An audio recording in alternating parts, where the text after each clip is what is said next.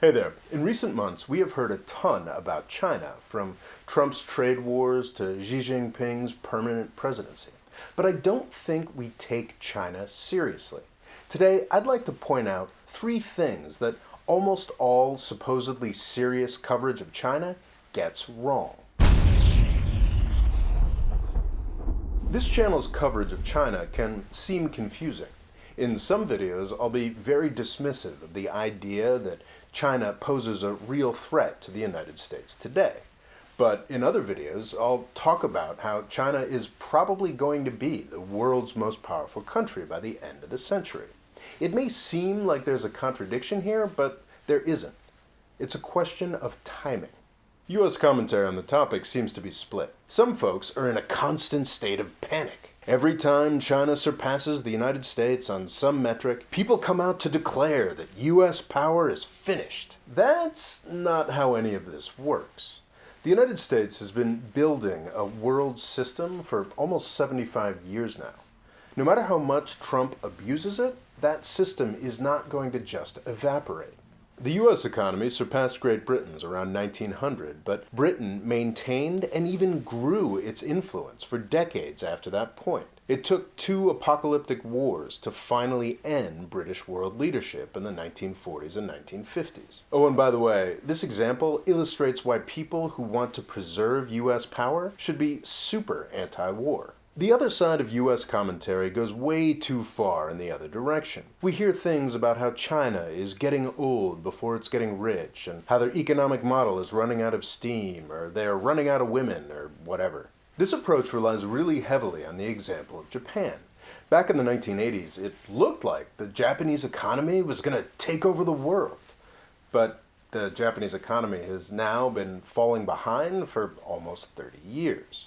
There are some similarities between the Japanese development model and the Chinese development model, but there's a basic question of scale that gets ignored here. China has over 10 times more people. Their economy is almost 3 times the size of Japan's already, and even if the figures are fudged, the Chinese economy is still growing at 5 to 7% a year. I've talked elsewhere about how there's almost certainly a large China crisis coming, but they're going to come out the other end, probably post-communist, in better shape, not worse. China is not going to flame out. Their resources are vast. The Belt and Road project they are currently running includes infrastructure projects in 60 countries at a projected cost of $4 to $10 trillion. China is literally rebuilding the world, and their businessmen are on the ground in all those countries profiting from all that economic growth. I do think that China may have a crisis coming, but they're not going to just fade away. The U.S. race with China is only just beginning.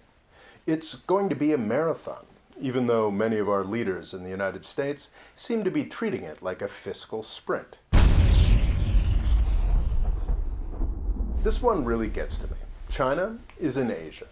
Over the past half-century, there have been a handful of other countries in Asia that have been really economically successful. There are some small similarities between the development paths that they have taken and things that China has done.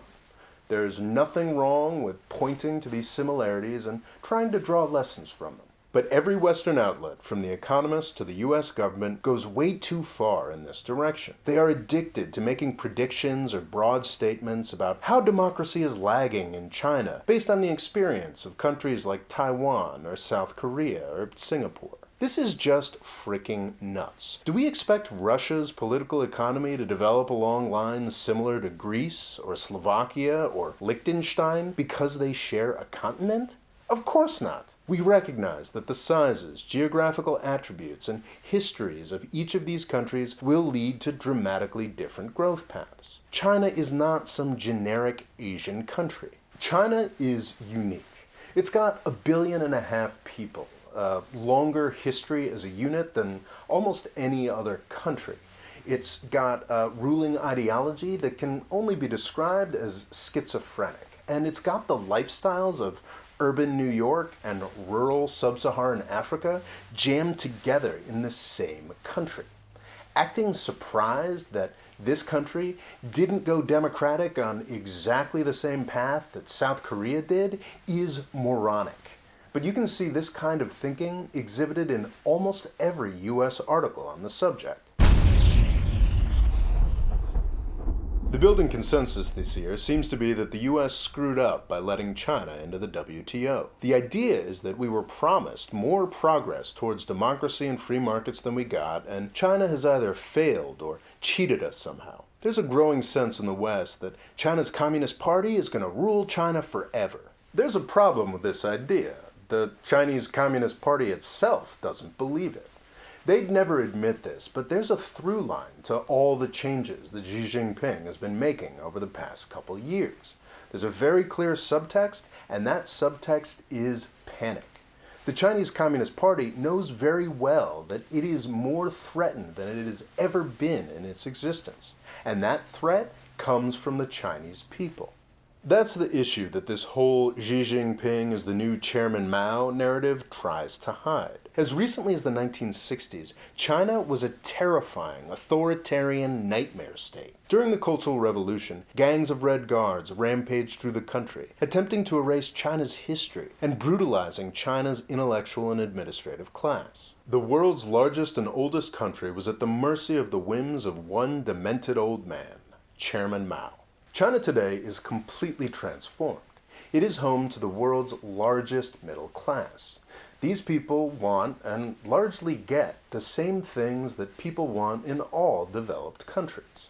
If you imagine that the Chinese Communist Party is not responsive to these desires, then you simply haven't been paying attention.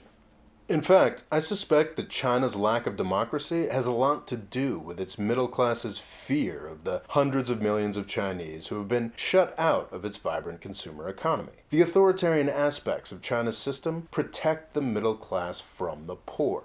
China may never have a system that fits Western ideas of democracy, but it's already in the process of releasing an extraordinary range of human potential. And that's why WTO accession for China wasn't a mistake. China's growth has contributed to world prosperity in an infinite number of ways, from the curbing of US inflation to dozens of African highways and ports. China isn't democratic yet, whatever that means, but it is an infinitely better place than it was just a few short decades ago, providing great benefits for its citizens and for the world. We need to start taking this opportunity more seriously in the United States. If we do that, China will remain an opportunity rather than a threat. There's actually some actions that we can take this year in Syria that will help set that path towards opportunity. And that's what I'll talk about next time. Thanks for watching. Please subscribe. And if you learned something today, I'd be grateful if you considered chipping into my crowdfunding thing. You can learn more about it at the Patreon link here. Thanks.